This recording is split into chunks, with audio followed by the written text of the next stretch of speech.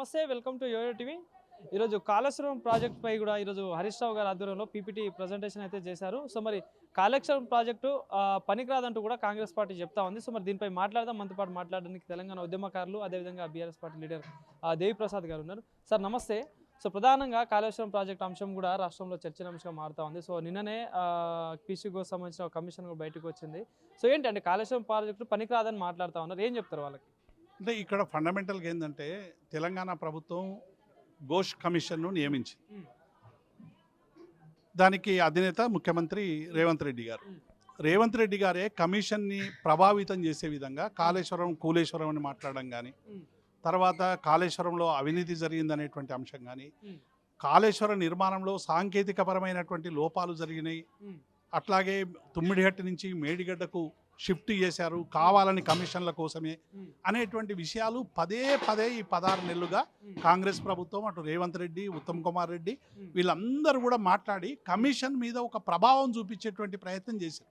అది రాజ్యాంగ విరుద్ధం. ఫస్ట్ ఏంటంటే రాజ్యాంగబద్ధంగా పదవిలో ఉన్నటువంటి వాళ్ళు రాజ్యాంగబద్ధంగా నియమించబడినటువంటి కమిషన్ ఆన్లో ఉండగా వాళ్ళు మాట్లాడడం అనేటువంటిది ఇది వాయిలేషన్. ఇది చాలామంది మాట్లాడతలేరు. ఇది వాయిలేషన్, ఫస్ట్ వాయిలేషన్. అసలు రేవంత్ రెడ్డికి కాళేశ్వరం మీద మాట్లాడేటువంటి నైతిక హక్కు కమిషన్ వేసినటువంటి సందర్భంలో లేదు. రెండవది, వాళ్ళు చేస్తున్నటువంటి ఆరోపణలు పదే పదే ఏంది, మేడిగడ్డకు సంబంధించి తుమ్మిడిగడ్డ నుంచి మేడిగడ్డకి మీరు షిఫ్ట్ చేసినారు, మీ ఇష్టం వచ్చినట్టు కేసీఆర్ గారు, హరీష్ రావు గారు ఏదో చెవుల మాట్లాడుకొని చేసిరు తప్ప దీనికి సంబంధించినటువంటి సాంకేతిక పరమైనటువంటి ఆధారాలు లేవన్నారు. ఇవాళ హరీష్ రావు గారు చాలా స్పష్టంగా 2015లో వచ్చినటువంటి 2 లేఖలు, సిడబ్ల్యూసికి సంబంధించినటువంటి 2 లేఖలు కూడా చాలా స్పష్టంగా ఏం చెప్పినాయి, తుమ్మడిహట్టి దగ్గర మీరు నిర్ణయించుకున్నటువంటి 160 టీఎంసీలు లభ్యత ఇక్కడ లేదు, తద్వారా ఒకవేళ ఇక్కడ మీరు నిర్ణయిస్తే మీరు తెలంగాణ ప్రజలకు నీళ్ళు అందించలేరు, కాబట్టి మీరు షిఫ్ట్ చేసుకోండి సైట్ అని చెప్పి సజెషన్ ఇచ్చినటువంటి విషయాన్ని ఇలా హరీష్ రావు గారు బయటపెట్టారు. అట్లాగే మహారాష్ట్ర ప్రభుత్వం కిరణ్ కుమార్ రెడ్డి ప్రభుత్వం అధికారంలో ఉన్నప్పుడు వాళ్ళు రాసిన లేఖ ఏంటంటే, మీరు ఒకవేళ తుమ్మిడిహట్టి దగ్గర నిర్మాణం చేయదలుచుకున్నారు, అక్కడ ఏ ఒక్క రూపాయి ఖర్చు పెట్టినా మీకు ఫలితాలు అందవు, బూడిదలో పోసిన పన్నీరే అనేటువంటి లేఖను మహారాష్ట్ర పంపించినటువంటి విషయాన్ని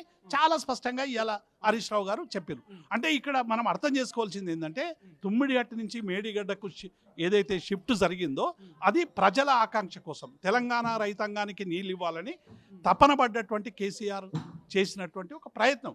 ఇలా కేసీఆర్ అంతా చేసిందంటే డెఫినెట్గా కేసీఆర్ నిర్ణయం వల్లనే ఇలా తెలంగాణలో నీరు కానీ మిగతాది కానీ లభ్యమైంది. కాబట్టి ఇటువంటి విషయంలో కేసీఆర్ గారి మీద మొత్తం దోసేసి, అంటే డెఫినెట్గా కేసీఆర్ గారి నిర్ణయం వల్లే కాళేశ్వరం ప్రాజెక్ట్ నిర్మాణం అయింది. కానీ ఒక విధానపరమైనటువంటి నిర్ణయం, ప్రజలకు నీళ్ళు ఇవ్వాలని తీసుకున్నటువంటి ఒక తపనగా తప్ప బ్యూరోక్రటిక్ ఉంటారు, ఇంజనీర్లు ఉంటారు, గైడ్ లైన్స్ ఉంటాయి, ఏవి లేవు, మీ ఇష్టం వచ్చినట్టు కట్టుకున్నారని ఇలా రేవంత్ రెడ్డి చెప్పడం అనేటువంటి ఎంత దుర్మార్గం. ఇలా 665 పేజీలు అన్నారు. ఎవరైనా చదివినారు 665 పేజీలు? ఈ 3 రోజులు మీరు తిరుగుతూనే ఉన్నారు. ఒక నల్గొండ, ఖమ్మము, కరీంనగర్, మీకు అసలు 24 గంటలలో మళ్ళీ అధికారం వస్తుందో లేదని 23 గంటలు అధికార లాలసలతోనే తిరుగుతున్నారు. మీకు ఎప్పుడు టైం దొరికింది? 666 పేజీలు ఎప్పుడు చదివారు? 666 పేజీల నుంచి మీరు ఏం సెలెక్ట్ చేయమని అధికారులకు ఆదేశాలు ఇచ్చారు? కేసీఆర్కు వ్యతిరేకంగా ఉన్నటువంటి చాప్టర్లు తీయండి అని చెప్పారు. ఆ చాప్టర్లు తీసి ప్రజలకు అందరికీ చెప్పి ఏం చెప్తారంటే మొత్తం కమిషన్ 666 పేజీలు పెట్టండి, ఇలా అందరూ చర్చ జరుపుదాం. నిజంగానే కేసీఆర్ గారు పోయిండ్రు, హరీష్ గారు పోయిండ్రు, మా వి ప్రకాష్ లాంటి వాళ్ళు పోయినరు, అనేక మంది ఇంజనీర్లు పోయినరు, రిటైర్డ్ ఇంజనీర్లు పోయినరు. వీళ్ళందరూ చెప్పినటువంటి అంశాలు అందులో ఉన్నాయా లేదని మేము కూడా చూసుకోవాలి కదా.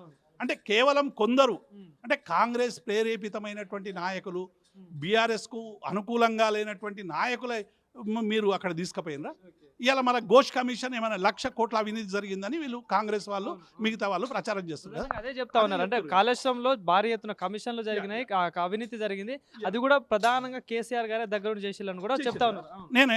నేను ఘోష్ కమిషన్ కానీ రేవంత్ రెడ్డి కానీ మేము డిమాండ్ చేసేది అంటే, ఎక్కడన్నా ₹1 ఆ కాంట్రాక్టర్ దగ్గర నుంచి కేసీఆర్ అకౌంట్కి పోయిందా, హరీష్ రావు అకౌంట్కి పోయిందా, లేకుంటే మా బీఆర్ఎస్ నాయకుల అకౌంట్కి ఎక్కడికైనా పోయిందా, ఎక్కడన్నా ల్యాండరింగ్ జరిగిందా? ఇవ్వాలి కదా. మళ్ళీ ఎట్లా వస్తాయి డబ్బులు పేమెంటు బిల్లు ద్వారా అవుతాయి, ఆన్లైన్ ద్వారా అవుతాయి, ఆయన అకౌంట్లో అవుతాయి.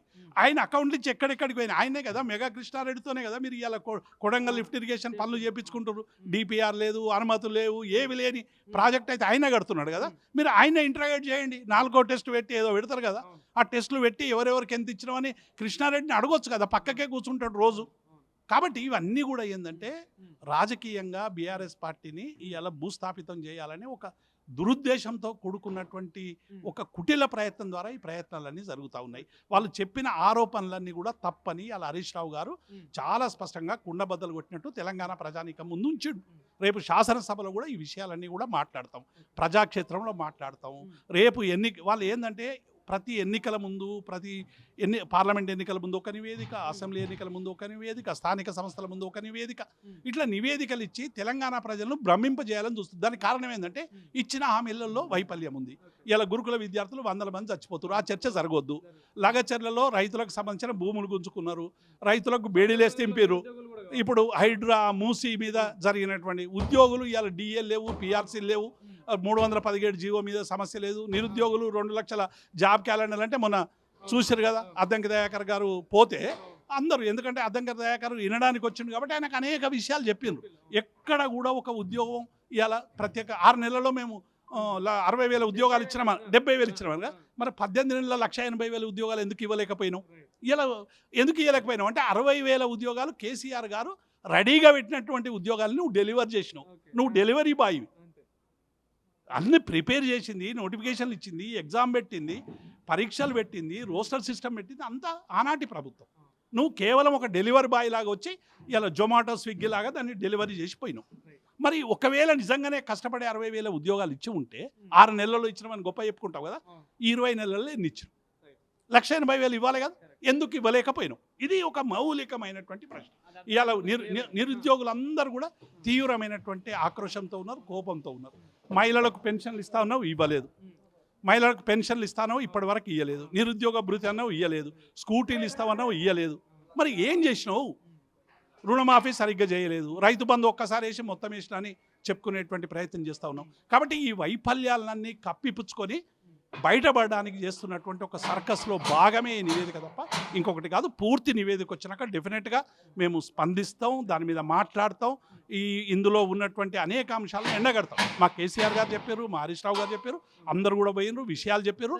ఆ విషయాలు ఉన్నాయా లేవో మేము చూస్తాం. ఇంకో వార్త కూడా వైరల్ అవుతా ఉంది నిన్నటి నుండి. బీఆర్ఎస్ పార్టీ బీజేపీలో విలీనం కాకపోతుందంటూ కూడా మాట్లాడుతారు. కొంతమంది ఎమ్మెల్యేలు, మాజీ ఎమ్మెల్యేలు పార్టీలు మారుతా ఉన్నారు. ఏం చెప్తారు వాళ్ళకి?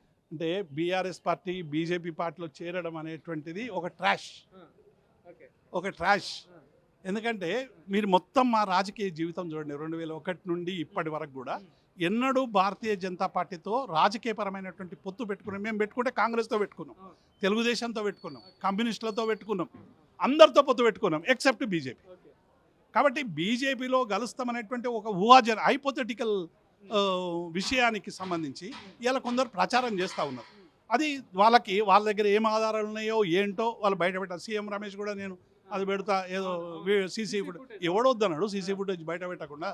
అందులో ఏమన్నా రేవంత్ రెడ్డి దందాలు బయట పడతాయి, బయట పెట్టమనండి. ఎందుకు దాచుకోవాలి? బ్లాక్మెయిల్ చేస్తే అందుకున్నారా మీరు? రాజకీయ నాయకులు నిజాలు ప్రజలు చెప్పేది అందుకున్నారా? నిజంగానే మేము అట్లా మాట్లాడుంటే ఆ సీసీ ఫుటేజ్ బయట పెట్టండి.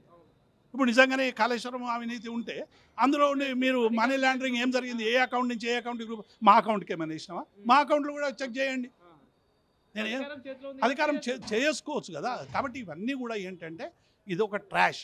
అంటే ఇక్కడ ప్రాంతీయ పార్టీగా వెలుగొంది తెలంగాణ అస్తిత్వం కోసం ఎన్ని రోజులైనా, ఎన్ని వేల సంవత్సరాలైనా కేసీఆర్ అనేది ఒక చరిత్ర.